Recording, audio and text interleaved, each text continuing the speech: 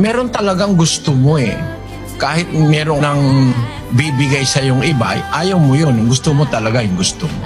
Ang punto ko, hindi mo matuturuan yung isang tao mapipigil o kaya mapupwersa na gustuhin niya yung ayaw niya.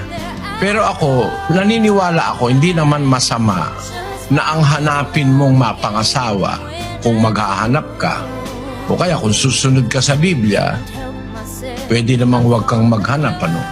Kasi ang sabi sa 19:14 ng Kawikaan ganito, Bahay at mga kayamanan ay minamana sa mga magulang. Ngunit ang mabait na asawa ay galing sa Panginoon. yung mabait na asawa galing sa Panginoon yon, sabi ng salita ng Diyos. Kaya kung gusto mo nung galing sa Panginoon, dapat mag-aasawa ka doon sa mga taong may takot sa Diyos. Yun ang unang preference mo.